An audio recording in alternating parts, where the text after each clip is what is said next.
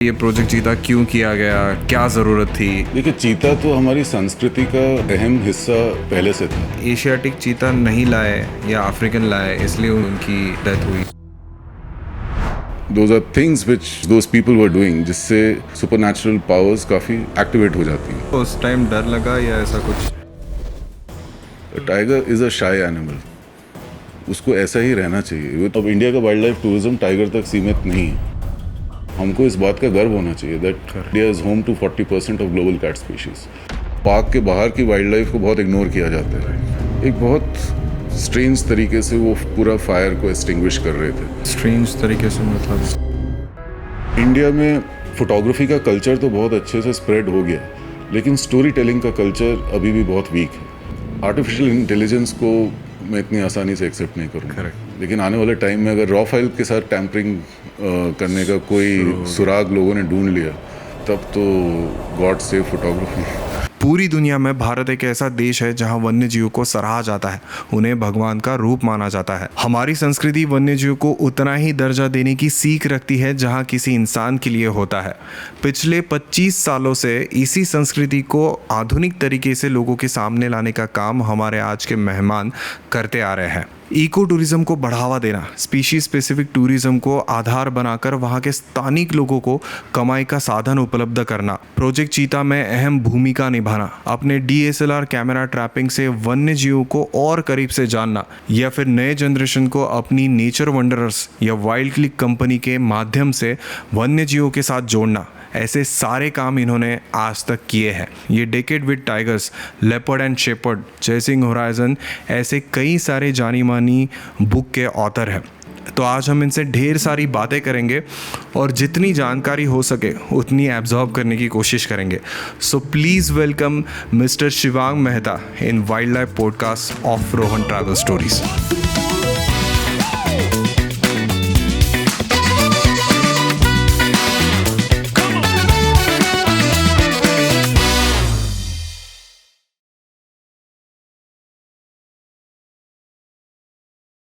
तो welcome sir to Rohan travel stories.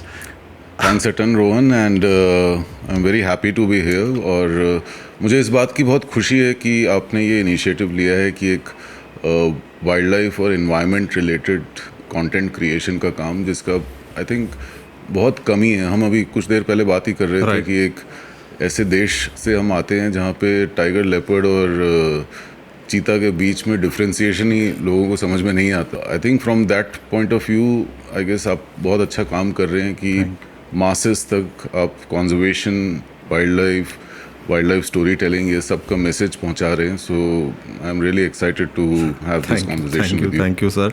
Sir ने project cheetah के ऊपर गवर्नमेंट के साथ, डॉक्टर्स के साथ काम किया है।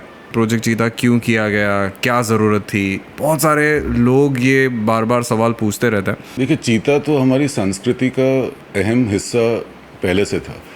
जो चीता शब्द है वो तो एक संस्कृत वर्ड से ओरिजिनेट होता है, ओके, जिसका मतलब है चित्रिका, द स्पॉटेड वन। चित्रिका, जो कि वेदास में लिखा हुआ है, एक श्लोक है इसको लेके। प्लस जैसे Gandhi Sagar wild life sanctuary में एक नाला है, चतुर्भुज नाला, वहाँ पे चीता को लेके एंशिएंट पेंटिंग्स बनी हुई हैं। सो द चीता का जो प्रेजेंस है इंडिया में वो तो बहुत एंशिएंट टाइम से था। सो गवर्नमेंट का जो ये इनिशिएटिव है चीता को लेके, आप जो डॉक्यूमेंटेशन वगैरह भी पढ़ेंगे उसमें वही लिखा गया है, bringing back India's lost natural heritage. So तो उस उद्देश्य से इसको शुरू किया गया। एंड अब इसका फेलियर और सक्सेस को डिटरमिन करना अभी के स्टेज पे it is not possible, because कोई भी कंजर्वेशन ब्रीडिंग प्रोग्राम अगर होता है उसको कम से कम 10 से 15 साल का टाइम देना पड़ेगा, तब जाके समझ में आएगा कि whether it was a success और फेलियर। एक मुझे जो इस प्रोजेक्ट को लेके एक जो शिकायत है मीडिया से, वो ये है कि मीडिया जब भी इस प्रोजेक्ट में कुछ एक नेगेटिव न्यूज़ होती है कि तो कोई चीता मरा, वो हर जगह फैला होता है। वाइल्ड में कुछ चीतास रिलीज़ किए थे, तो चीता ने ब्लैक बक मारा, ओके, तो ये तो बहुत पॉजिटिव न्यूज़ है, हाँ, तो ये नहीं पता। क्योंकि ब्लैक बक चीता के आने से पहले इंडिया का फास्टेस्ट जानवर था। राइट। और जो ब्लैक बक की जो स्पीड है वो ओवर द इयर्स चीता की वजह से इवॉल्व हुई है। राइट। जब चीता हुआ करते थे इंडिया में। इंडिया में, तो the speed of the blackbuck वो चीता की वजह से इवॉल्व हुई है। अब चीता ने बाहर आके खुद फार्मलैंड्स में जाके ब्लैक बक ढूंढा और मार दिया। तो ये तो एक पॉजिटिव न्यूज़ है कि जो उसको मारना चाहिए उसने खुद ढूंढ के मारा। ये तो कहीं रिपोर्ट नहीं किया ये गया। कहीं नहीं पता।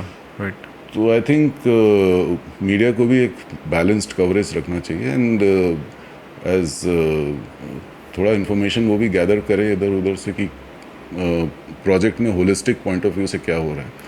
प्रोजेक्ट एक्चुअली ये सब जो किया गया ये सोच समझ के ही किया होगा ना, ऐसे नहीं कि कुछ भी उठा के लाया और किया। हाँ, इसके और पीछे बहुत सारे ये जो प्रोजेक्ट है ये ऐसा नहीं है कि रातों रात हुआ। Correct. सरकार ने सोचा कि चीता ले आते हैं। इसका जो इंसेप्शन था ये काफ़ी सालों से चल रहा था, और कम से कम 15-20 साल का उनका एफर्ट है कि फाइनली 17 सितंबर 2022 में जानवर यहाँ आया। तो 2022 से पहले आप 15-20 साल का पहले आप सोच के देखिए कि इतने एफर्ट्स किए गए कि इस प्रोजेक्ट को इस अंजाम तक लेकर आए।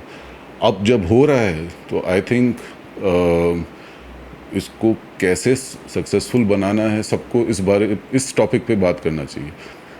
इसमें बहुत सारे लोगों का ये भी कहना है कि जो इंडिया में 1950 या 1948 तक चीता हुआ करते थे, and what we brought in India that is a different species. मतलब ये एशियाटिक चीता है, वो अफ्रीकन चीता है। एशियाटिक चीता तो वाइल्ड में वैसे ही बहुत कम अवेलेबल है।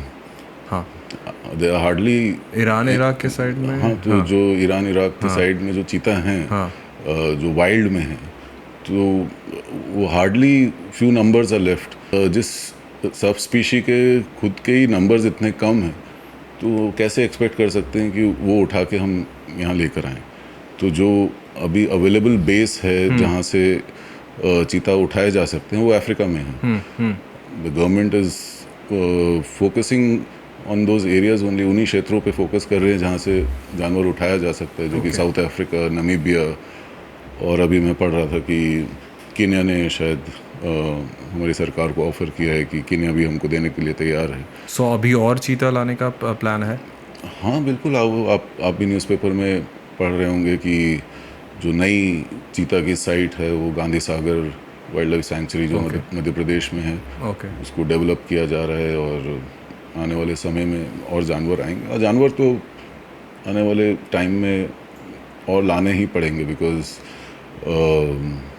अभी का जो बेस है उससे इतना बड़ा नंबर फ्यूचर में हम नहीं देख सकते। सो इसका ये रीज़न नहीं कि एशियाटिक चीता नहीं लाए या अफ्रीकन लाए, इसलिए उनको ये इंडियन इन्वायरमेंट सूट नहीं हुआ और इसलिए उनकी डेथ हुई है, ऐसा कुछ? नामीबिया जैसी कंट्री में जहाँ से चीता आए, जो पहला लॉट नामीबिया से आया था, वहाँ पर हमारे जैसा ही वेदर है। सर्दी वैसे ही पड़ती है जैसे हमारे यहाँ पड़ती है। गर्मी अगर पड़ती है तो उतनी गर्मी पड़ती है जितनी हमारे यहाँ पड़ती है। तो आई डोंट थिंक कि climate and weather would be a factor. थोड़ा समय दीजिए तो प्रोजेक्ट के बारे में और आप लोगों को पता पड़ेगा कि किस दिशा में जा रहा है। बिकॉज 1-2 साल बहुत कम पीरियड है इसको किसी भी तरीके के मापदंड में इसको नापना। सो एटलीस्ट 5-6 साल में आप हमको पता पड़ेगा कि इसका किस डायरेक्शन में ये जा रहा है। और इसको I think even from a government point of view everything is a learning curve. So I am quite confident that चीज़ें पॉजिटिव डायरेक्शन में ही जाएंगी। इसमें लाइक चीता जैसे एक्सटिंक्ट हो गया इंडिया से, वैसे अभी इंडिया में ऐसे कुछ जानवर हैं जो इस स्टेज पे पहुंच चुके हैं और ये मतलब नेक्स्ट कुछ 10 ईयर्स या 20 ईयर्स में वो शायद नहीं रहेंगे, ऐसा कुछ? कंजर्वेशन ब्रीडिंग तो इंडिया में काफ़ी लेवल्स पे चल रहा है। ग्रेट इंडियन बस्टर्ड को लेके चल रहा है। ग्रेट इंडियन बस्टर्ड जो चिड़िया है राजस्थान में और गुजरात के कुछ पार्ट्स में, और इवन सेंट्रल इंडिया में, महाराष्ट्र में, शोलापुर वगैरह में पाई जाती है। काफ़ी एरियाज से वो विलुप्त हो गई है। अब गुजरात के राजस्थान के जैसलमेर एरिया में that's one of the last stronghold populations जहाँ है वो जैसलमेर में है। और जैसलमेर में ही wild life institute of India ने गवर्नमेंट ऑफ राजस्थान के साथ मिल के कॉन्जर्वेशन ब्रीडिंग सेंटर शुरू किया है, जहाँ पर उनके अंडों को आर्टिफिशियली इंक्यूबेट किया जा रहा है। और अभी रिसेंटली न्यूज़ में ये भी आया था कि कुछ चिक्स पैदा हुए हैं। कॉन्जर्वेशन ब्रीडिंग आई थिंक एक बहुत इम्पॉर्टेंट प्रैक्टिस है वाइल्ड लाइफ मैनेजमेंट का लेके, और इंडिया में काफ़ी अच्छे लेवल पे ये काम किया जा रहा है। सेंट्रल जू अथॉरिटी काफ़ी स्पीशीज़ को लेके काम कर रही है। रेड पांडा को लेके दार्जिलिंग में काम हो रहा है। कुछ एनिमल्स को एक सॉफ्ट रिलीज़ फैसिलिटी में रिलीज़ किया गया। सिंगलीला नेशनल पार्क जो नॉर्थ बंगाल में है, वहाँ पे माउस डियर को लेके काम हुआ है हैदराबाद में। पैंगोलिन को लेके काम हो रहा है। ये सारा I mean it is all on the lines of project cheetah only. That is also project cheetah भी एक कंजर्वेशन ब्रीडिंग प्रोग्राम है। आपने बहुत सारी जिम कॉर्बेट की बुक पढ़ी है और उसके बारे में बहुत सारा समय बीता है। जी, मैंने एक डॉक्यूमेंट्री देखी थी जिसमें जिम कॉर्बेट के ऊपर थी, और उसमें एक लास्ट में एक सेंटेंस था कि यहाँ ऐसा कहा जाता है। उधर एक आई थिंक सो इधर गैरल में एक बहुत सालों पहले वाला एक रेस्ट हाउस है। एक ओल्ड फॉरेस्ट रेस्ट हाउस है। तो उसमें शायद वो शूट में दिखाया था, और ऐसा कहा जाता है कि वहाँ जिम कॉर्बेट की रूह या आत्मा उस जंगल का अभी भी प्रोटेक्शन कर कुछ भी पॉसिबल है। तो आई वुडंट मैं ऐसी बातों को मैं नेगेट नहीं करता हूँ। अगर ऐसा कहा जाता है तो उस बात का मैं सम्मान करूंगा। उस जिस रेस्ट हाउस की बात कर रहे हैं आप, उसमें मैं रुका हूँ पहले। गैरल में गैरल के साइड में ही है। गैरल का ओल्ड एफआरएच है, थोड़ा मिस्टीरियस किस्म का एक रेस्ट हाउस। उसमें ऐसा लगता है, मतलब फील वाइब्स आती है उधर जंगल से, हम बहुत अच्छी तरह से कनेक्ट कर पाते हैं। मुझे तो पूरे जंगल से ही वाइब आती है। बट हाँ, आई गेस कॉर्बेट एक ऐसा लैंडस्केप है। इनफैक्ट द कुमाऊं का रीजन एक ऐसा जगह है जहाँ पे बहुत सारी फोक लोर्स हैं, और वहाँ का जो लोकल कल्चर है उसका मैं बहुत सम्मान करता हूँ। When I was very young तो मैं काफ़ी चीज़ों में बिलीव नहीं करता था, बट काफ़ी ऐसे इंसिडेंसेस हुए लाइफ में जहाँ आई जस्ट स्टार्टेड रिस्पेक्टिंग कोई आप शेयर कर सकते हो कोई इंसिडेंट? बहुत साल पुरानी बात है ये, जब हम कैंप साइट चलाते थे कॉर्बेट के आउटस्कर्ट्स में, मतलब टूरिज़्म का ही काम कर रहे थे हम, and it was a very remote kind of a place. सुबह सुबह ये लोग आ गए थे and I didn't even get up. तो हमने इंस्ट्रक्शन दे दिया कि किसी को कि चलो इनको पीछे की तरफ कोसी नदी की तरफ तक घुमा के ले आओ।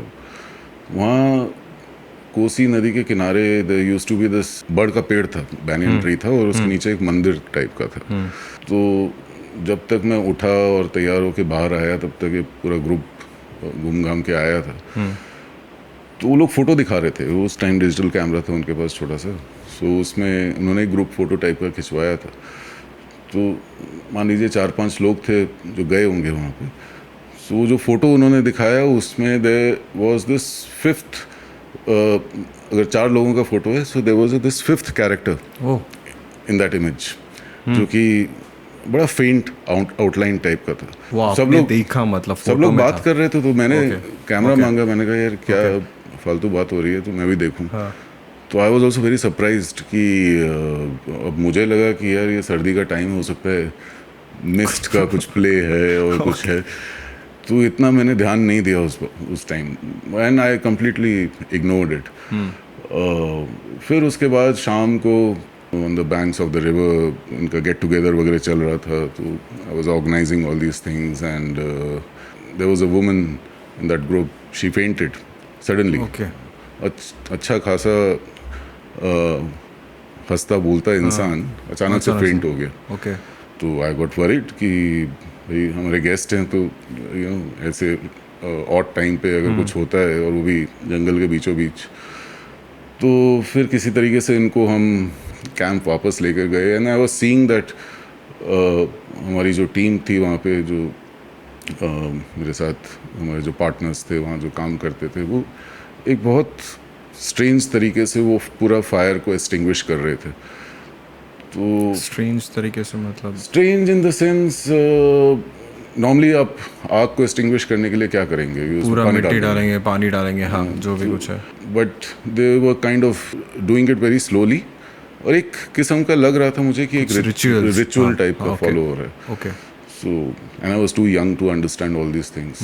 तो मुझे तो काम दिया गया कि आप इनको वापस ले जाओ जंगल के रास्ते। तो मैं ले गया, but I was very curious कि हो क्या रहा है। वो बाद में मेरे को पता पड़ा कि वो एक ऐसा टाइम था जहाँ पहाड़ों में उस टाइम एक पीरियड होता है जहाँ भूत पूजा वगैरह बहुत की जाती है। तो मुझे बताया गया कि जिस तरीके की प्रैक्टिसेस उस टाइम हो रही थी कि on the banks of river liquor का यूजेज, कंजम्पशन और नॉन वेज का कंजम्पशन वगैरह हो रहा था। That those are things which those people were doing, जिससे सुपरनैचुरल पावर्स काफ़ी एक्टिवेट हो जाती हैं। तो उसको बेसिकली डीएक्टिवेट करने के लिए एक किस्म का रिचुअल फॉलो करना पड़ता है। ओके।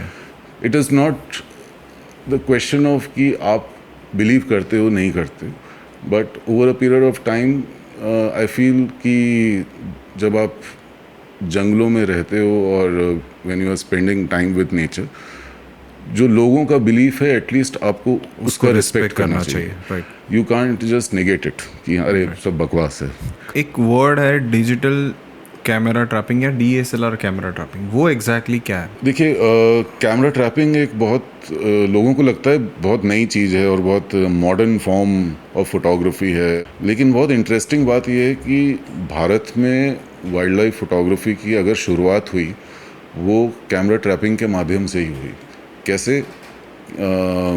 आपने उत्तराखंड लैंडस्केप में एक शख्स का नाम सुना होगा, उनका नाम है FW चैम्पियन साहब। जिम कॉर्बेट के ज़माने में वो शायद फर्स्ट ऐसे इंसान थे जिन्होंने टाइगर की पहली तस्वीरें निकाली होंगी हिंदुस्तान में, और उस टाइम उन्होंने एक टेक्नोलॉजी डेवलप करी जिसका नाम था ट्रिप वायर।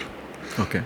एक किस्म से जंगल में एक मिनी स्टूडियो टाइप का सेट करते थे वो जानवर एक वायर ट्रिप करता था, जैसे वायर ट्रिगर होता था, इधर उधर से फ्लैश जलते थे, और टाइगर्स की पहली ढंग की तस्वीरें FW चैम्पियन साहब ने निकाली। इनफैक्ट बोला जाता है कि Jim Corbett latest stages of his life में उन्होंने फोटोग्राफी करनी शुरू कर दी थी।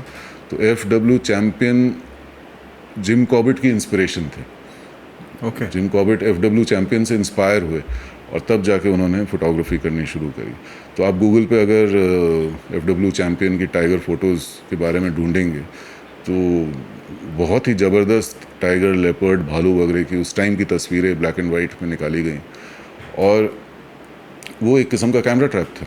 तो ये बहुत ही इंटरेस्टिंग चीज़ है कि इंडिया की वाइल्ड लाइफ डॉक्यूमेंटेशन की शुरुआत कैमरा ट्रैपिंग से हुई, और उसके बाद तो चलिए साइंटिफिक तरीके से सरकार ने camera trapping research point of view से सेंसस वगैरह में यूज़ करना शुरू किया।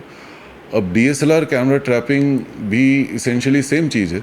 उसमें जो एक नॉर्मल, जब गवर्नमेंट कैमरा लगा रही है टाइगर का डॉक्यूमेंटेशन करने के लिए, वो एक ट्रेल कैमरा लगाते हैं, मोशन सेंसर होता है उसमें, और उसके सामने जो भी चलता है वो रिकॉर्ड होता है। करेक्ट। DSLR कैमरा ट्रैपिंग में टेक्नोलॉजी सेम है, बट उसमें DSLR यूज़ होता है। तो basically quality of documentation is very high, एकदम प्रोफेशनल क्वालिटी की फ़ोटो निकल के आती है। तो एक कैमरा को मोशन सेंसर के साथ अटैच किया जाता है और एक दो फ्लैशेस लगाए जाते हैं। तो मतलब किसी भी DSLR के साथ कर सकता है या? हाँ, किसी भी DSLR के साथ किया जा सकता है। और सबसे इम्पॉर्टेंट चीज़, काफ़ी सारी स्पीशीज़ हैं जो रेयर हैं, जो दिन के टाइम आपको बिल्कुल नहीं दिख पाएंगी। जब हमने कैमरा ट्रैपिंग करी तो काफ़ी सारे कुछ स्पीशीज़ का पहला ढंग का फोटोग्राफिक डॉक्यूमेंटेशन निकल के आया। ईस्टर्न हिमालयस में कुछ प्रोजेक्ट्स किए, तो उसमें हम ढूंढ रहे थे ब्लैक पैंथर। हिमालय में? हाँ, ओके। हिमालय का ब्लैक पैंथर ढूंढ रहे थे, क्योंकि हमको इन्फॉर्मेशन मिली कि यहाँ पर इस गांव के आसपास ब्लैक पैंथर रहता है और लोगों ने देखा है। लेकिन कैमरा ट्रैपिंग में हमेशा ये होता है कि जब आप एक स्पीशी, जो टॉप स्पीशी जो आपको चाहिए, उसके पीछे भागते हो तो उसके चक्कर में आपको बहुत सारी चीज़ें मिलनी शुरू हो जाती हैं। मुझे याद है जब वो हमको फील्ड में डॉक्यूमेंटेशन मिला था तो मेरा असिस्टेंट था वहाँ पे, तो उसको लग रहा था कि कोई ऐसी बिल्ली आ गई है, काली बिल्ली। ओके। उसने मेरे को फ़ोन पे बताया कि ऐसे काली बिल्ली आ गई। मैंने कहा चलो डिलीट मत करना, वो डिलीट करने वाला था फोटो। उसको लगा कि ऐसी काली बिल्ली आ गई। तो वो जब हमने देखा तो वो मेलेनिस्टिक गोल्डन कैट निकली। तो वो एक ऐसी बिल्ली है जिसका ढंग से फोटोग्राफिक डॉक्यूमेंटेशन ही नहीं हुआ है इंडिया में। बहुत ही रेयर स्टोरी। और उसका जब DSLR कैमरा ट्रैप में फ़ोटो आई तो बहुत अच्छी क्वालिटी की फ़ोटो आई। इसमें कभी ऐसा हुआ है कि ये DSLR कैमरा ट्रैपिंग करते वक्त या कोई भी इंसिडेंस ऐसा हुआ है कि जिसमें जान बची है कि यार नियर मिस हो गया, ऐसा कुछ हुआ है? कोई ऐसी इंटरेस्टिंग चीज़ कभी सामने आई है कि अरे ये तो कभी देखा नहीं था और ये कैमरा ट्रैप में आ गया, ऐसी कोई चीज़? बहुत बार, खासकर क्योंकि ये सारा काम ऑन फुट होता है और जंगल को जब आप ऑन फुट एक्सपीरियंस करते हो, जो कि मुझे करना बहुत पसंद है। जंगल एक किताब की तरह है और उस किताब को जब ऑन फुट पढ़ा जाता है तो आप उसको और नज़दीकी से आप वो किताब पढ़ सकते हो। टाइगर बिहेवियर के बारे में और एक काफ़ी इंटरेस्टिंग घटना हुई थी कॉर्बेट में ही, जमुन प्रोजेक्ट के टाइम। तो एक दिन हमको ऐसे ही गाँव में गाय मरी हुई मिली और वो गाय की जो बॉडी थी वो बड़े इंटरेस्टिंग सी जगह पे थी, वो एक पेड़ के बाजू में थी। तो आप ये मानिए कि टाइगर आया होगा सुबह के 4 बजे। अब कैमरा ट्रैप में तो फाइल में पूरा दिख जाता है टाइमिंग वगैरह, एग्जैक्ट प्रिसाइज टाइमिंग दिखता है।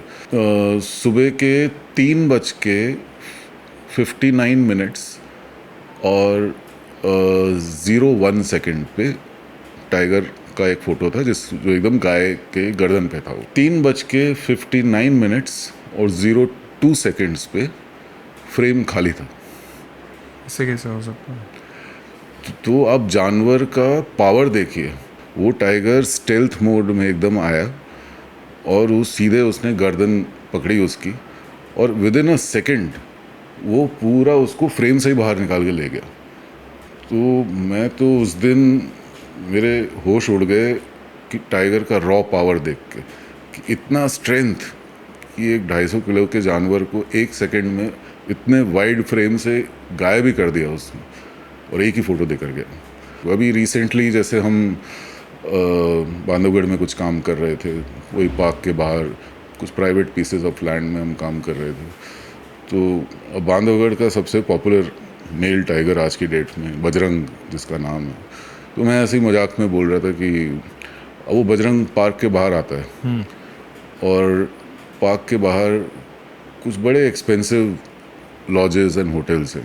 ये सारे 10,000 रुपीज़ प्लस अ नाइट वाले लॉजेस हैं। बजरंग ये सारे लॉजेस में जाता है विदाउट पैसा। विदाउट पैसा। ये 2 नाइट यहाँ रुकेगा, 3 नाइट यहाँ रुकेगा। तो मेरा ये था कि यार ये टाइगर सही है, बांधवगढ़ के सबसे महंगे महंगे लॉजेस पकड़े हुए हैं इसने और हर जगह अपना चेक इन चेकआउट करता रहता है। तो लोगों ने देखे मतलब कंटिन्यूअसली, लोगों पता है उसका मूवमेंट पैटर्न उसी होटल के आसपास या और मेरा सवाल था क्योंकि हमारे कैमरा ट्रैप में भी आया वो, क्योंकि हमने प्राइवेट प्रॉपर्टी में ही लगाया था, तो उसका फ़ोटो आया था।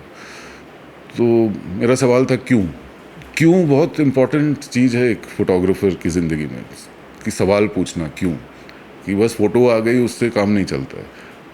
आपको थोड़ा अंदर घुसना पड़ेगा जानने के लिए ऐसा क्यों हो रहा है। तो मेरी अंडरस्टैंडिंग में तो बस मुझे लगता है कि क्योंकि ये सारी प्रॉपर्टीज़ अगर देखी जाएं तो ये काफ़ी मैसिव प्रॉपर्टीज़ हैं, 40 एकड़, 50 एकड़, 30 एकड़, ऐसी ज़मीनें हैं जिसमें एरिया ऑफ कंस्ट्रक्शन बहुत कम है और पर्पसली काफ़ी सारा एरिया वाइल्ड छोड़ा हुआ है, जंगल ही है। तो एक टाइगर के लिए तो बड़ा अच्छा सेफ हेवन है कि शांति में वो रह सकता है। कोई डिस्टर्ब करने, बाहर के एरियाज़ में गांव वाले घूमते रहते हैं, कोई डिस्टर्बेंस है नहीं। गाय वाय भी अगर मारता है तो वो घसीट के अंदर ले आता है, आराम से खाता है। तो क्योंकि काफ़ी प्रॉपर्टीज़ में इसने अपना किल विल खाया भी हुआ। तो अब ऐसी फाइंडिंग के बेसिस पे ही हम कैमरा ट्रैपिंग प्रोजेक्ट करते हैं कई बार। बहुत सारी जगह हम स्पीति वैली घूमते हैं, फिर हिमाचल प्रदेश में घूमते हैं, फिर जम्मू कश्मीर का एरिया हो गया, लेह लद्दाख हो गया। तो यहाँ बहुत सारे जगह पे जैसे चाइना पाकिस्तान ये बॉर्डर्स आ गए जहाँ पे इंडियन आर्मी होती है या ये होता है, तो उस एरिया में जाना रेस्ट्रिक्टेड होता है। उस एरिया में भी ऐसे कोई जानवर होते होंगे जो उस क्लाइमेट में या उसकी कोई अलग इकोसिस्टम होगी, उसकी कोई अलग लेवल ऑफ कंफर्ट होगा कि उसको इतना ही टेम्परेचर में वो रहता है, या ऐसा कुछ आपने महसूस किया है या ऐसा हो सकता है? बिल्कुल, हिंदुस्तान के जो बॉर्डर एरियाज हैं, भले ही वो हिमालयन टेरेन्स हो, हाँ, या इवन डेजर्ट के एरियाज हो, जैसलमेर वगैरह भी बॉर्डर एरियाज है, इन सारे एरियाज में बहुत ही इम्पॉर्टेंट इकोसिस्टम्स हैं, बहुत ही सेंसिटिव इकोसिस्टम्स हैं और बहुत इंपॉर्टेंट स्पीशीज़ पाई जाती हैं। नॉर्थ ईस्ट के बॉर्डर एरियाज़ की बात करें, वो उन एरियाज़ में स्नो लेपर्ड पाए जाते हैं, क्लाउडेड लेपर्ड जैसा बहुत ही रेयर कैट उन्हीं एरियाज़ में मिलते हैं। कश्मीर का आपने जिक्र किया, तो कश्मीर के LOC के सारे एरियाज़ में, पीर पंजाल वाले एरिया में वर्ल्ड का लार्जेस्ट गोट मारखोर, हमने उसके ऊपर एक फिल्म बनाई रिसेंटली, वो पाया जाता है। It is the national animal of Pakistan. Okay, मारखोर it's the world's largest goat, दुनिया की सबसे बड़ी बकरी। और ये पीर पंजाल के कुछ पॉकेट्स में वही एक एरिया है इंडिया में जहाँ पे मारखोर पाया जाता है। मतलब वो इंडिया में भी पाया जाता है और पाकिस्तान में भी पाया जाता है। पाकिस्तान का तो नेशनल एनिमल है वो, हाँ। लेकिन पाकिस्तान में उसकी ट्रॉफी हंटिंग होती है। पाकिस्तान में हंटिंग परमिट्स इशू किए जाते हैं, मिलियंस ऑफ डॉलर्स लोग पे करते हैं मारखोर को मारने के लिए, नेशनल एनिमल को मारने के लिए। अब उनके हिसाब से ये जो प्रैक्टिस है वो उनका कॉन्जर्वेशन प्रैक्टिस है, बिकॉज वो उनका कहना है कि मारखोर एक सर्टेन एज का अगर हो गया तो एक परमिट इशू कर दो, साल में 2-3 परमिट वो लोग इशू करते हैं। वो उस मारखोर को US वगैरह से लोग आते हैं और उसको मारा जाता है, और जो भी पैसा इकट्ठा होता है वो अपेरेंटली कम्युनिटीज़ वगैरह में डिस्ट्रीब्यूट किया जाता है। ये तो पाकिस्तान का मामला है तो कुछ कह नहीं सकते। तो बट हमारे यहाँ, हमारे देश में मारखोर का कंजर्वेशन कश्मीर के एरिया में किया जा रहा है, और कम्युनिटीज़ के साथ मिल के बहुत काम किया जा रहा है। और इसमें आपने इंडियन आर्मी का नाम लिया, आई थिंक आर्मी का बहुत एक अहम रोल है।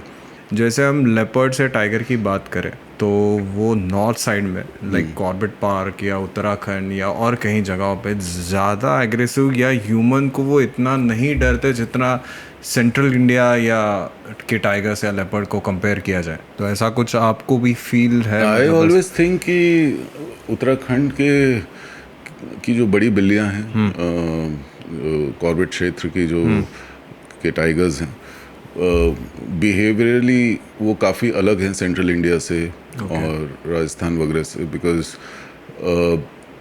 दे are more wary of human beings. और हमेशा मैंने ये नोटिस किया है कि एक कभी आप देखिएगा, आप सोशल मीडिया पे इतनी कॉर्बेट के टाइगर की फ़ोटो आती रहती है, हमेशा उसका एक डेज्ड लुक रहता है, ठीक है ना, उसकी आंखों में ही दिख जाता है कि अरे I was not suppose to be photographed, right, वैसा लुक रहता है right. उसका। और हिस्टोरिकली अगर जिम कॉर्बेट की किताबों में भी अगर आप पढ़ोगे तो उस रीजन के टाइगर्स आर ऑलवेज शाय, वो हमेशा वो ह्यूमन प्रेजेंस से अनकंफर्टेबल रहते हैं। Okay, right. आप ऐसा टडोवा में नहीं होता होगा, ऐसा सेंट्रल इंडिया में you have bold tigers, right. I think this is how a tiger should B.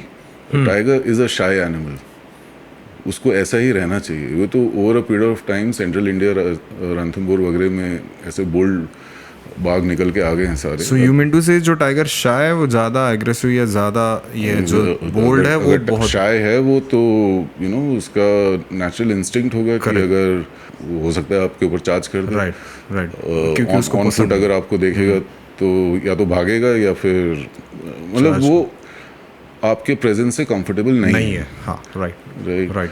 तो वो रोड पे आएगा अगर, तो 2 बार दांत दिखा के फिर अंदर रोड क्रॉस करके चला जाएगा। राइट। वो रोड पे बैठेगा नहीं, रोड पे चलेगा नहीं। हो सकता है अकेली गाड़ी हो आपकी, तब तब कंफर्टेबल हो सकता है। But I think that is the true nature of that cat, जो कि आज भी कॉर्बेट जैसे एरिया में देखने को मिलता है। और मुझे काफ़ी अच्छा लगता है जब टाइगर ऐसे बिहेव करता है, मतलब उसके इंस्टिंक्ट में आ जाए। हाँ, तो मुझे लगता है कि वो बता रहा है कि मैं कौन हूँ। Right right. सो जैसे हम फोटोग्राफी की बात कर रहे हैं कि बहुत मतलब 20 सालों में ये बहुत इंक्रीज़ हुआ है वाइल्ड लाइफ में। बहुत सारे लोग, पहले फॉरेनर्स आते थे, अभी इंडियंस ने भी उसमें हिस्सा लेना चालू किया है, जो कि बहुत अच्छी बात है। पर इससे फोटोग्राफी या वीडियोग्राफी से कंजर्वेशन में एक पॉजिटिव बदलाव आया है, लोग ज़्यादा अवेयर हुए हैं इससे। बिल्कुल, आई थिंक फोटोग्राफी तो एक बहुत अहम माध्यम है कंजर्वेशन को लेके, बिकॉज एक तो सिंपल चीज़ है कि जब लोग कैमरा लेके जंगल में जाते हैं और जब वाइल्ड लाइफ का डॉक्यूमेंटेशन करते हैं, और सोशल मीडिया के माध्यम से आज की डेट में एक बहुत मास लेवल का अवेयरनेस स्पीशीज़ को लेके फैलता है। अगर टाइगर की बात करी जाए तो अब आप इतने टाइगर रिजर्व्स घूमते हो, टाडोबा आप जाते हो, तो पहले कहाँ होता था कि ये टाइगर्स को आइडेंटिफाई करना और उनको उनका नामांकन करना और फैमिली डायनामिक्स को फॉलो करना, और लोग इतना इमोशनली अटैच हो गए हैं आज की डेट में टाइगर्स को लेके। So that is an obvious thing. वो डॉक्यूमेंटेशन जब होता है तो ये सारी चीज़ें होती है। और प्लस सबसे इम्पॉर्टेंट चीज़ जो रही है इंडिया के वाइल्ड लाइफ टूरिज़्म को लेके, वो ये है कि आई थिंक टाइगर्स हमारे देश के वाइल्ड लाइफ एम्बेसडर्स हैं, राइट। लेकिन अब इंडिया का वाइल्ड लाइफ टूरिज़्म टाइगर तक सीमित नहीं है। लोग आते हैं टाइगर के नाम पे, बट काफ़ी लोग जब यहाँ इंडिया आते हैं, या इवन अगर डोमेस्टिक टूरिज़्म को भी देखें, लोगों का शायद वाइल्ड लाइफ फोटोग्राफी का जो इंडक्शन है, शुरुआत है, वो बाघ के साथ होती है। और फिर लोगों को रियलाइजेशन ये होता है कि अरे आप हमारे देश की खूबसूरती देखिए, यू नो, दुनिया की सबसे बड़ी बिल्ली यहाँ पाई जाती है। करेक्ट। दुनिया की सबसे छोटी बिल्ली वो भी यहाँ पाई जाती है, रस्टी स्पॉटेड कैट। दुनिया का सबसे हाई ऑल्टीट्यूड में रहने वाली बिल्ली वो भी यहीं पाई जाती है, स्नो लेपर्ड। सो एशियाटिक लायन, दुनिया का टॉलेस्ट फ्लाइंग बर्ड सारस क्रेन। सो इतना यूनिक बायोडाइवर्सिटी है इस देश में, एंड प्रॉब्ली ये कंट्री का फॉर्मुलेशन जोग्राफिकली वैसा है ना कि यहाँ पे हाई ऑल्टीट्यूड टेरेन्स हैं, कोल्ड डेजर्ट्स हैं, हॉट डेजर्ट्स हैं, रेन फॉरेस्ट हैं, स्वॉम्प्स, मैंग्रोव्स, ग्रासलैंड्स, इतना हैबिटेट का डाइवर्सिटी है, इसीलिए स्पीशीज़ का इतना डाइवर्सिटी है। करेक्ट। ये हैबिटेट डाइवर्सिटी की वजह से ही आई थिंक 39 किस्म की बिल्लियाँ पाई जाती हैं विश्व भर में, जिसमें से चीता मिला के अब 16 इंडिया में पाई जाती हैं। सो इंडिया विश्व की 40% ग्लोबल कैट स्पीशीज़ का घर है। सो आई थिंक एक इंडियन फोटोग्राफर होने के नाते, एक इंडियन सिटीज़न होने के नाते, हमको इस बात का गर्व होना चाहिए that you know India is home to 40% of global cat species. तो अगेन बात तो वहीं आ जाती है कि हम ये सारी चीज़ों को हाईलाइट क्यों नहीं करते हैं। करेक्ट। जब हम टूरिज़्म की बात करते हैं तो ये कहाँ गुम हो जाती है सब चीज़ें। सिर्फ टाइगर पे सीमित नहीं होना चाहिए, तो लोगों का पूरी वाइल्ड लाइफ के बारे में भी पता होना चाहिए। बिल्कुल, मेरा ये मानना है कि जब मैंने ये देखा, हमेशा जब इंडिया से लोग अफ्रीका जाते हैं, स्पेशली प्लेसेस लाइक मसाई मारा एंड ऑल, वो फेसबुक वगैरह पे एक स्टेटस अपडेट लिखते थे लोग, going to the Mecca of wild life.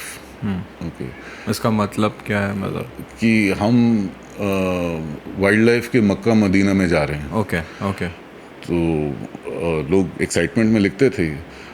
अब ठीक है, मसाई मारा को माना जाता है मेका ऑफ वाइल्ड लाइफ, जब लेकिन एक हिंदुस्तानी जब अफ्रीका जाता है और बोलता है कि मैं वाइल्ड लाइफ के मक्का में जा रहा हूँ, इसका मेरे को लॉजिक समझ में नहीं आता था। क्योंकि मुझे लगता था यार आप तो खुद ही वाइल्ड लाइफ के मक्का में बैठे हुए हो।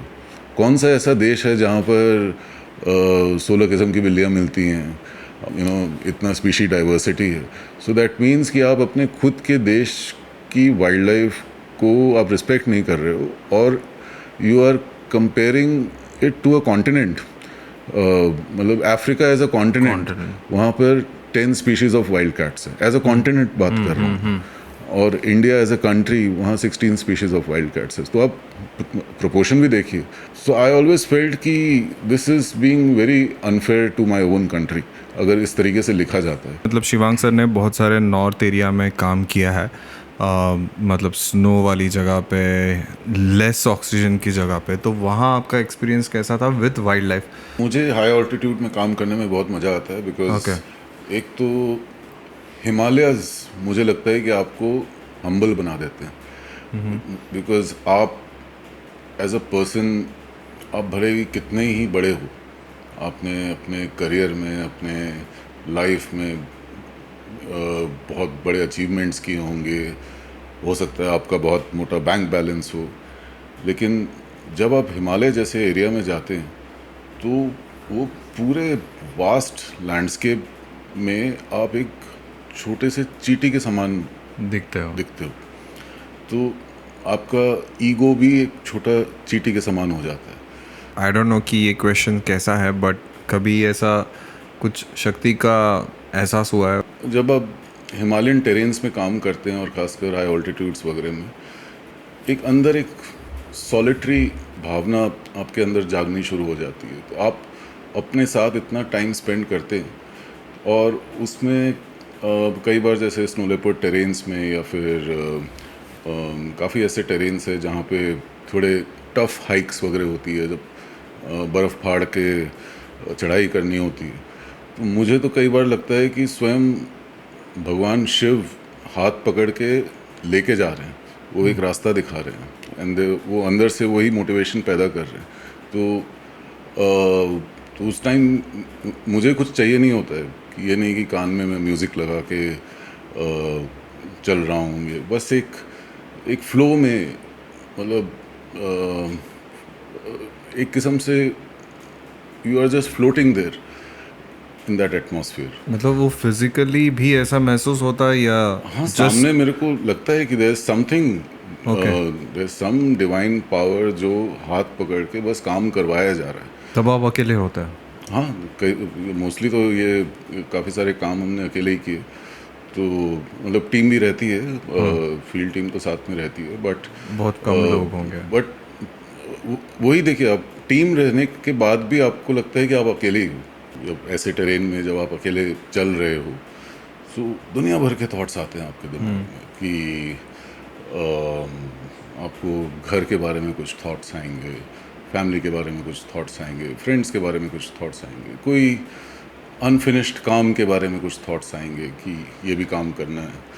तो एक माइंड का क्लैरिटी, जैसे जैसे आप चढ़ाई कर रहे हो, माइंड भी एकदम क्लियर होना शुरू हो जाता है और चीज़ें और अच्छे से आप चीज़ों को मायोपिक तरीके से देख पाते हो। कोई डिसीजन, फॉर एग्जांपल मेरे साथ तो कई बार होता है कि काफ़ी सारे लाइफ के डिसीजंस हैं जो बड़े कंफ्यूजिंग रहते हैं, जो कि एक शहरी वातावरण में चीज़ों को डिसाइड करना बड़ा मुश्किल रहता है, ये करें या वो करें।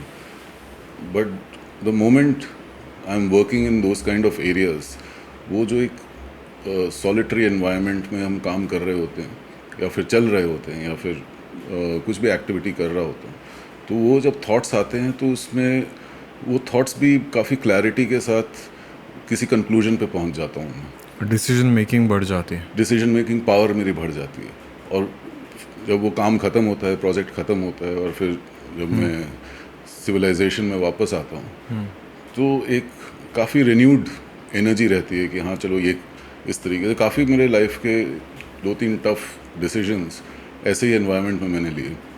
तो ये सब, there is some kind of a divine power hidden in the Himalayas, I feel.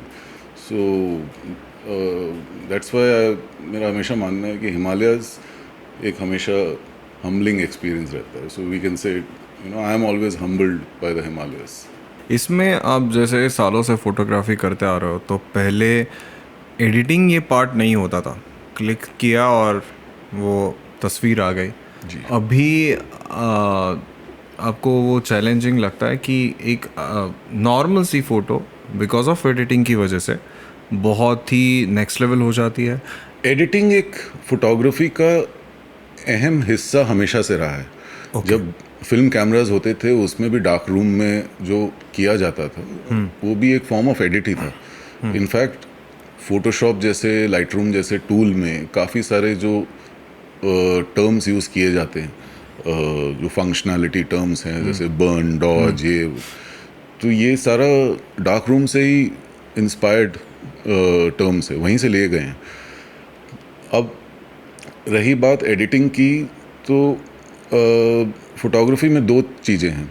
एक हो गया कि आपने अपने इमेज को एक टचअप दिया, ठीक है, और दूसरा हो गया मैनिपुलेशन।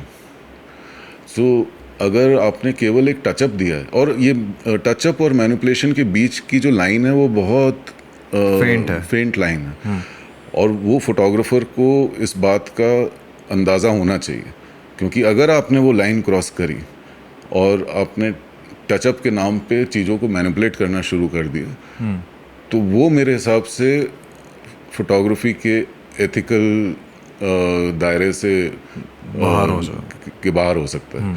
एडिटिंग उतनी ही करिए जितना, क्योंकि आजकल जब एक डिजिटल कैमरा में फाइल प्रोड्यूस होती है, रॉ फाइल, तो उसके कलर्स फ्लैट होते हैं।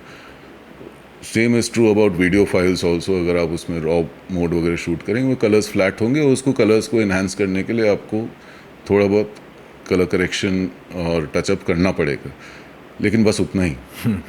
करेक्ट। लेकिन अगर आपने आसमान, आपका जवाई में लेपर्ड चल रहा है क्लिफ के एज पे, नेकेड आइज से आपने देखा कि अच्छा ब्लू स्काई है, और वो ब्लू स्काई में आपने बादल डाल दिए, और सन के रेज फिल्टर आउट हो रहे हैं और ये सब कर दिया, तो ये तो मैनिपुलेशन है। करेक्ट। तो फिर उसमें आप कैमरा क्यों चला रहे हो आप? और इसका फ्यूचर अभी जैसे एआई आ रहा है, तो आपको क्या लगता है कि एआई बहुत से खतरनाक चीज़ है एआई। और हम कभी कभी ऑफिस में हम भी ऐसे ही खिलवाड़ करते रहते हैं देखने के लिए क्या होता है। जब वो खिलवाड़ किया जाता है तो मेरे को वो चीज़ देख के घबराहट होती है कि फोटोग्राफी का फ्यूचर क्या रहेगा, और किस तरीके से समझ में आएगा कि ये इमेज जो मैं देख रहा हूँ अपने सामने, ये ऐसे ही शूट करी गई थी या इसमें कुछ इन्हांस किया गया। आई थिंक एक बहुत artificial intelligence in the world of photography एक किस्म का दानव है, जो कि हमको अभी शायद समझ में नहीं आ रहा, और अभी तो फन के तौर पे लोग इसको देख रहे हैं कि हम मज़े ले रहे हैं कि हाँ चलो ये हो गया, रामगंगा नदी है उसमें ऐड अ टाइगर, तो टाइगर ऐड करके देख लिया कैसा लग रहा है। लेकिन जैसा जैसे अभी आर्टिफिशियल इंटेलिजेंस है, तो और इंटेलिजेंट होता जाएगा आने वाले टाइम में। किस तरीके से ये स्टिल फोटोग्राफी को कहाँ कहाँ चोट पहुँचाता है, ये तो आने वाला समय बताएगा। बट मुझे लगता है कि खासकर when it comes to competitions and contest, awards, photography बड़े बड़े कॉम्पिटिशन्स वगैरह होते हैं, एज कॉन्टेस्ट ऑर्गेनाइजर्स, इवन हम वाइल्ड क्लिक्स की हम भी एक कॉन्टेस्ट ऑर्गेनाइज़र हैं। आने वाले टाइम में हमको भी एक टफ चैलेंज फेस करना पड़ेगा कि किस तरीके से, चलो अभी तक गनीमत ये है कि रॉ फाइल को आप मैनिपुलेट नहीं कर सकते हो, राइट, लेकिन आने वाले टाइम में अगर रॉ फाइल के साथ टैम्परिंग करने का कोई सुराग लोगों ने ढूंढ लिया, तब तो गॉड सेव फोटोग्राफी। तो उसमें जो नेचुरल, जो एक्चुअली मेहनत लेके करेगा उसका तो पूरा मतलब वो आगे नहीं उठ पाएगा इस चीज़ों से। मुझे डर इस बात का है कि जो यंगर जनरेशन फोटोग्राफी में आ रही है, वो एक ऐसे एरा में ये हॉबी के तौर पे या अपने प्रोफेशन के तौर पे लोग कैमरा यूज़ कर रहे हैं, जिसमें आर्टिफिशियल इंटेलिजेंस का एक रोल है। राइट। क्योंकि हमारे ज़माने में तो था नहीं, तो हमको तो ये सारी चीज़ें बहुत अजीब लग रही हैं। लेकिन एक यंगर जनरेशन के दिमाग में अगर ये आ जाए कि this is a part of photography, वो बड़ी ख़तरनाक चीज़ है, क्योंकि एट दिस एज अगर इस तरीके का टेक्नोलॉजी का एक्सपोजर दे दिया गया है और उसमें आप चीज़ों को किसी भी हद तक मैनिपुलेट कर सकते हो, तो that is going to be मेरे ख्याल से जैसे एथिकल वे आप बोल रहे, तो एथिकल वे की डेफिनेशन चेंज हो सकती है, हो जाएगी समय के साथ। एथिक्स की भी डेफिनेशन चेंज तो होती है, लेकिन क्या डिजिटल मैनिपुलेशन की चीज़ों को ऐड कर दिया जाए या डिलीट कर दिया जाए एज पर योर, भाई फोटोग्राफी तो एक ऐसी कला है, एक पेंटिंग की तरह है। आप जब कैमरे के व्यू फाइंडर के अंदर से देखते हो तो एक वो ब्लैंक कैनवस है, और उस ब्लैंक कैनवस में आप एज अ फोटोग्राफर अपना सब्जेक्ट का प्लेसमेंट करते हो, आप अपना लाइट का अंडरस्टैंडिंग के हिसाब से आप अपनी इमेज क्रिएट करते हो। तो ये दो तीन जो बेसिक, यही तो फोटोग्राफी की सोल है, यही रूह है, कॉम्पोजिशन, अंडरस्टैंडिंग ऑफ लाइट। अगर उसमें आर्टिफिशियल इंटेलिजेंस अगर टैम्परिंग करने लगेगा, उसी सोल को ही अगर मारने लगेगा, तो ये बहुत ख़तरनाक चीज़ है। तो मुझे लगता है कि एआई का फोटोग्राफी में कितना इन्फ्लुएंस होना चाहिए और होना भी चाहिए कि नहीं, उस चीज़ को लेके फोटोग्राफर्स को खुद ही सोचना चाहिए कि ठीक है, अभी जब तक फ़न के तौर पे आप यूज़ कर रहे हैं उसको, तो बट उसको प्रोफेशनली आपको यूज़ नहीं करना चाहिए। ओके। फोटोग्राफी तो वैसे ही धीरे धीरे बहुत सिंप्लीफाई होती जा रही है। पहले क्या था कि एक फिल्म कैमरा में इमेज प्रोड्यूस होती थी, फिर आपके टेक्निकल स्किल्स पे के ऊपर पूरी निर्भरता होती थी, बिकॉज आपको बैक ऑफ द स्क्रीन पे तो कुछ दिखता नहीं था, आपको वेट करना होता था कि आप डार्क रूम में जाएंगे और फोटो प्रोसेस वहाँ पे प्रोड्यूस होगी। नंबर ऑफ इमेजेस भी आपको कम ऑप्शंस थे लेने के, जो पहले रोल आता था, क्योंकि रोल्स वगैरह आते थे, फोटोज होते थे उसमें। करेक्ट। एक्शन फोटोग्राफी बहुत टफ होती थी उस टाइम। वहाँ से फिर आया डिजिटल कैमरा का फेज। सो DSLRs के फेज में आप फोटो ले रहे हो, लेकिन आपको कम से कम उतना इंतज़ार करना पड़ता था कि बैक ऑफ द स्क्रीन में आप देखेंगे, क्योंकि अंदर से तो आपको पता नहीं पड़ रहा। अब आ गया मिररलेस कैमरास का ज़माना। मिररलेस कैमरास में तो फोटो लेने से पहले आपको पता रहता है कि फोटो आएगी कैसे, राइट। तो वहाँ से लेके यहाँ तक का जो जर्नी है फोटोग्राफी का, बहुत सिंप्लीफाई हो गया। अब इससे ज़्यादा अगर चीज़ें सिंप्लीफाई हो जाएंगी तो फिर एक आर्टिस्ट का वजूद ही चला जाएगा। तो मेरे ख्याल से यहाँ तक तो ठीक लग रहा है। मेरे को तो DSLR से मिररलेस को एक्सेप्ट करने में थोड़ा टाइम लगा। हाँ। क्योंकि मुझे लग रहा था कि ये क्या है, तो एटलीस्ट मेरा ये रोल रहता था कि मैं लाइट खुद स्टडी करता था, मैं कॉम्पोजिशन करता था। ये कैमरा मेरे को पहले से बता देता है कि फ़ोटो कैसे आने वाली है। तो बट ठीक है, it is technology and it will always keep on changing. So we all have accepted the mirrorless technology, और खुले बाहों से हमने उसको एक्सेप्ट किया। लेकिन आर्टिफिशियल इंटेलिजेंस को मैं इतनी आसानी से एक्सेप्ट नहीं करूँगा। Correct, right. From naturalist at Corbett park, तो ऑथर की जर्नी आपकी कैसी रही? नेचुरलिस्ट से पहले तो मैं जर्नलिस्ट था। ओके। तो मुझे अभी पता चला। मेरा करियर का शुरुआत वाज एज अ जर्नलिस्ट। मेरे को लिखने का बहुत शौक था। ओके। शुरुआत से ही आउटडोर किस्म का आदमी था मैं। I was always heavily into outdoors, hiking, trekking. एकदम अर्ली 2000s की बात है। उस टाइम मैं काफ़ी रिवर राफ्टिंग में हेविली इन्वॉल्व था, और यही जो एक्सप्लोरेशन की जर्नी है वो मेरे को कॉर्बेट पार्क लेकर गई। और वहाँ से वहाँ शायद मैंने अपना लाइफ का पहला टाइगर देखा, और वो मुझे अभी भी याद है कि दैट पर्टिकुलर मोमेंट वो एक गेम चेंजिंग मोमेंट था मेरे लिए। ये दिकाला में था? ये दिकाला में ही था। Okay. घास में टाइगर बैठा हुआ था। राम सिंह रोड करके एक रोड है दिकाला में, जहाँ पे वो टाइगर साइटिंग हुई मेरे को। वो टाइगर जब झाड़ी में जा रहा था, उसने पीछे मुड़ के देखा। स्कूल कॉलेज डेज में क्योंकि पढ़ने का बहुत शौक था, तो जिम कॉर्बेट्स की किताबें बहुत घोट के पढ़ी थी एक टाइम पे मैंने, तो वो सारी मेमोरीज उस तरीके से रिकलेक्ट हो रही थी उस टाइम कि डरावना लगा उस टाइम, डर लगा या ऐसा कुछ? क्योंकि जिम कॉर्बेट की मंत्रमुग्ध मंत्रमुग्ध is the word I would say, right. It was captivating, मंत्रमुग्ध हो गया था Okay. मैं। फिर अचानक से बस ऐसा लगा कि अब यही एक जंगल है जहाँ सोलफुली आई कनेक्टेड। मैं बहुत यंग था उस टाइम, कौन से साल की बात होगी ऑलमोस्ट? ये अर्ली 2000s की बात है। Okay. I was I think hardly 21, 20-21 साल का था मैं। और फिर कॉर्बेट रेगुलरली मेरा जाना शुरू हुआ। अब वहीं से बिलोंग करते नहीं, मैं तो वैसे गुजराती हूँ, ओके ओके और but mostly born in Kolkata, but I stayed mostly in Jaipur and Delhi. Okay. तो हाँ, दिल्ली में क्योंकि दिल्ली में रहता था, कॉर्बेट पास था, बहुत मस्त। तो Monday to Friday as a journalist, as a PR professional बाद में अपना काम करता था, और फ्राइडे में कॉर्बेट जाता था।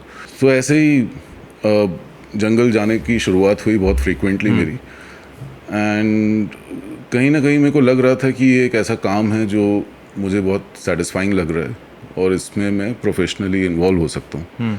बट उसके लिए बहुत इम्पॉर्टेंट था कि मेरा वाइल्ड लाइफ बेस थोड़ा स्ट्रांग हो। I had the good Fortune that कुछ अच्छे नेचुरलिस्ट थे वहाँ पे जिनके अंडर मेरा ट्रेनिंग हुआ। कॉर्बेट के आउटस्कर्ट्स में एक छोटा सा कैंप साइट था जो हमने चलाना शुरू किया। उसमें एक मेरा अहम रोल था उस कैंप साइट को ऑपरेट करने में, और फिर वहीं से मेरा एक किस्म से वाइल्ड लाइफ करियर का शुरुआत हुआ। काफ़ी टाइम तक लिटरली एज अ नेचुरलिस्ट भी क्या कहें, एज अ गाइड ही काम किया मैंने। एंड उससे मुझे पार्क को नज़दीकी से समझने का मौका मिला। वाइल्ड लाइफ का थोड़ा नॉलेज मेरा काफ़ी बढ़ा।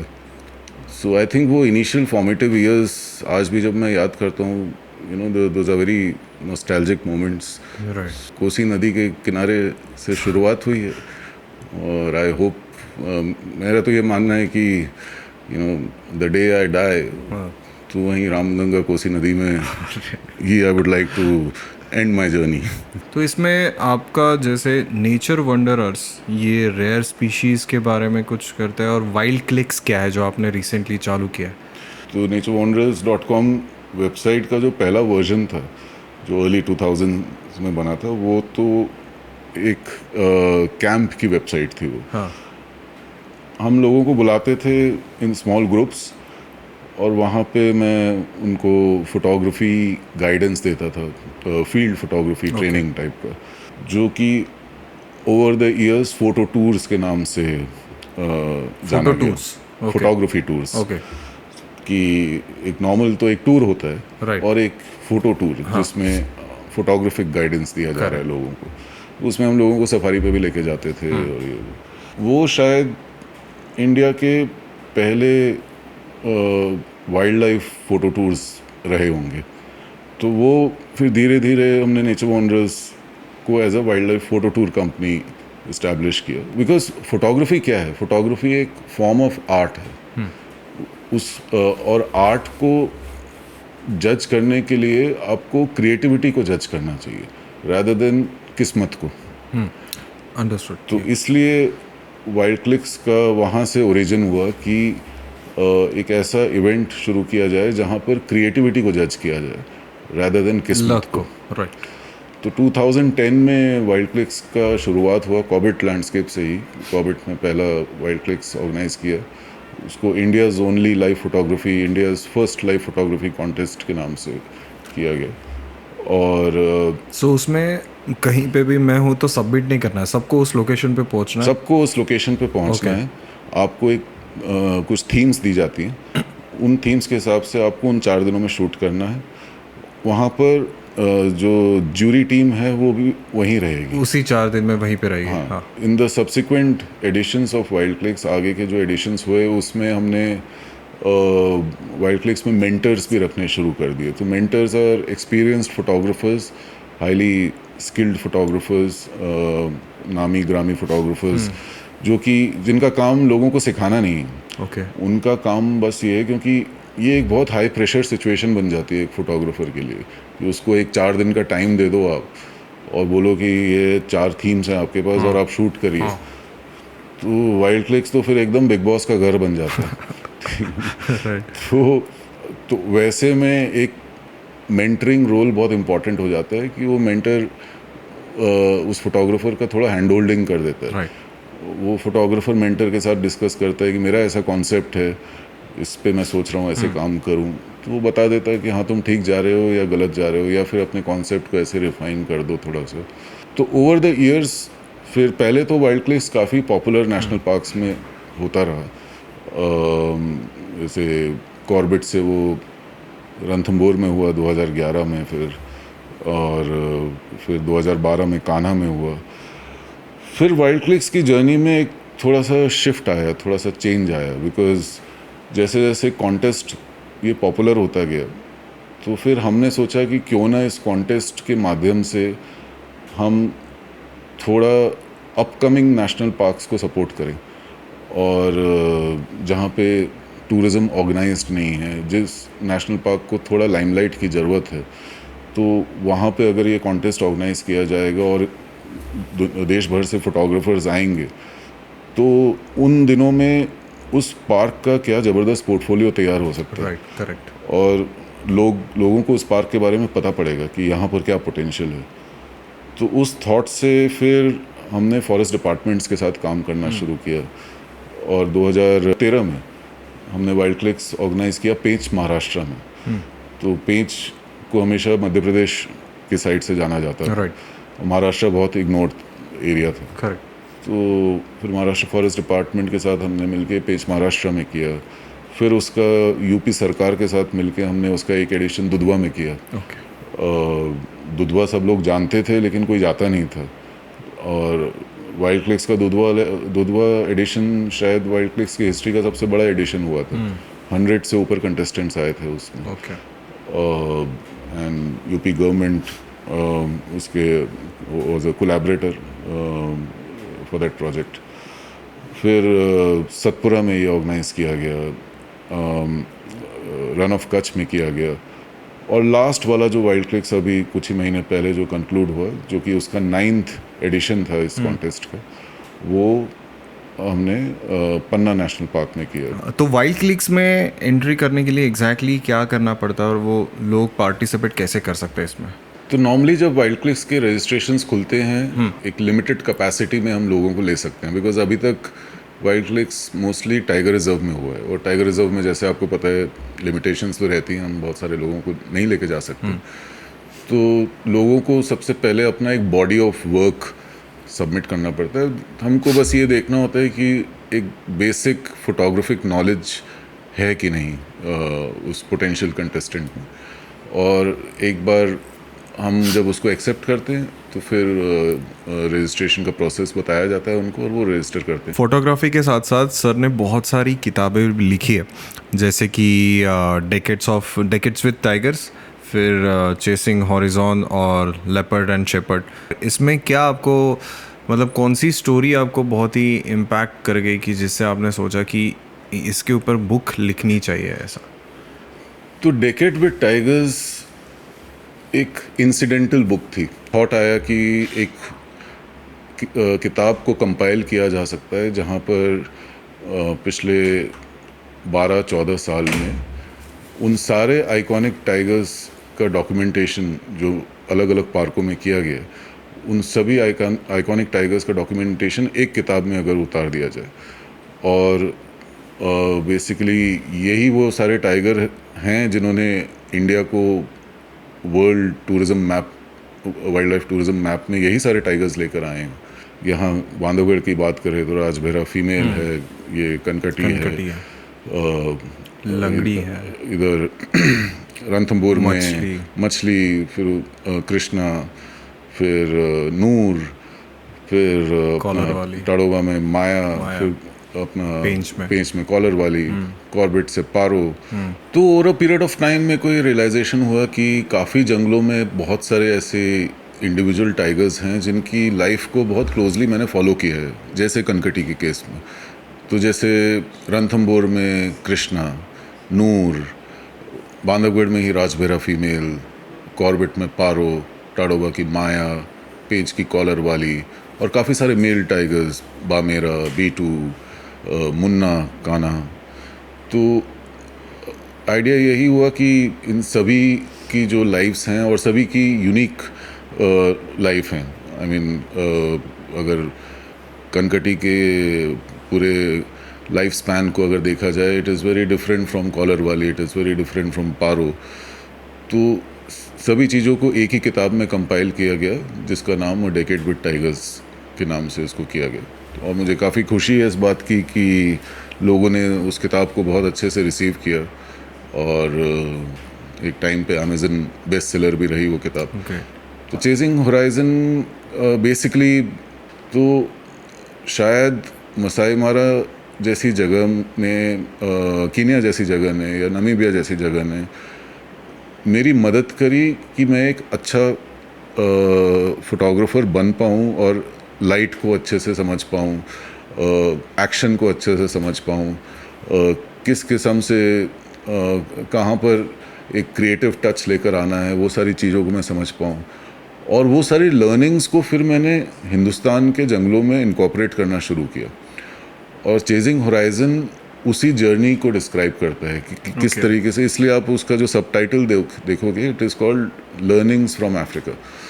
तो अफ्रीका में शूट करके I feel Africa is a good training ground for photography. एक अच्छा स्कूल है, जाके आप वहाँ सीख सकते हो बहुत कुछ, क्योंकि वहाँ मौके मिलते हैं। लेकिन वो सारी सीख को आप किस तरीके से अपने खुद के देश के वाइल्ड लाइफ के डॉक्यूमेंटेशन को किस तरीके से इम्प्रूव किया जा सकता है, उसको अगर इस नज़रिए से देखा जाए तो आई थिंक आपको ये बोलने की ज़रूरत नहीं पड़ेगी कि you are going to the Mecca of wildlife. तो उस कॉन्सेप्ट पे वो किताब लिखी गई थी। जो तीसरी किताब थी लेपर्ड एंड शेपर्ड्स, जवाई में आपने भी काम किया है, तो आपने देखा होगा कि बहुत ही एक यूनिक टेरेन है जहाँ पर लेपर्ड का शेपर्ड्स के साथ एक बहुत हारमोनियस रिलेशनशिप है, और इतने सालों में कोई भी कॉन्फ्लिक्ट का केस हुआ नहीं है वहाँ पे।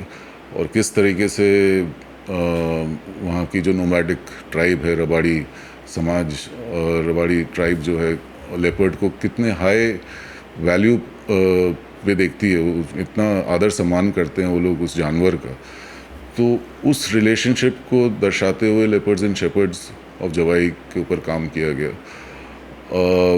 और फिर उसके बाद सब्सिक्वेंटली जितनी किताबें आई वो मोस्टली जो वाइल्ड लाइफ, हम हमेशा इंडियन वाइल्ड लाइफ को नेशनल पार्क के हिसाब से देखते हैं कि पार्क के अंदर ये हो रहा है, लेकिन आई थिंक हमारा वाइल्ड लाइफ तो कोई बाउंड्री जानती नहीं है, और पार्क के बाहर की वाइल्ड लाइफ को बहुत इग्नोर किया जाता है। Right, correct. इनफैक्ट कोई डॉक्यूमेंटेशन ही नहीं होता उसका।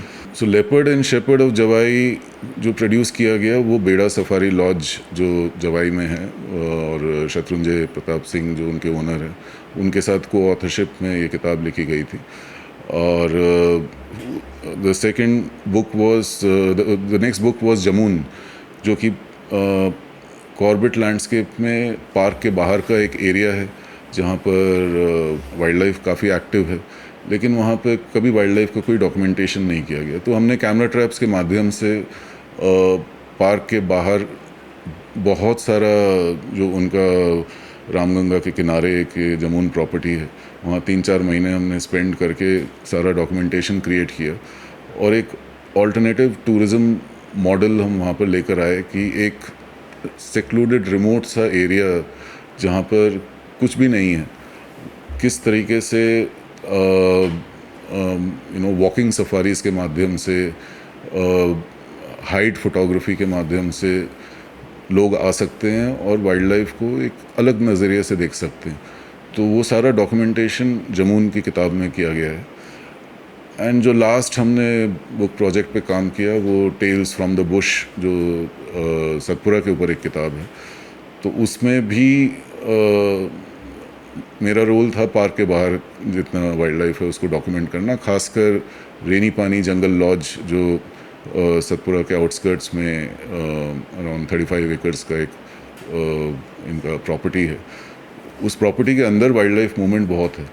तो हमने अराउंड 50-60 दिन लगा के रेनी पानी के अंदर क्या मूवमेंट हो रहा है वाइल्ड लाइफ का, वो सारा डॉक्यूमेंटेशन करके उस किताब में जो एक अहम सेक्शन है उसका नाम है सतपुरा आफ्टर डार्क।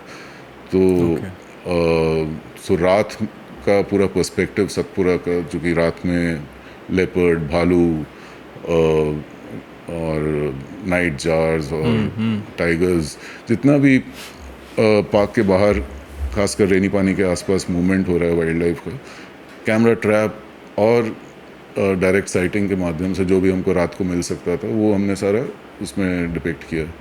तो हाँ, of course in the last 2-3 editions of the books which I have done, उसमें मोस्टली पार्क के बाहर का वाइल्ड लाइफ पे फोकस किया है।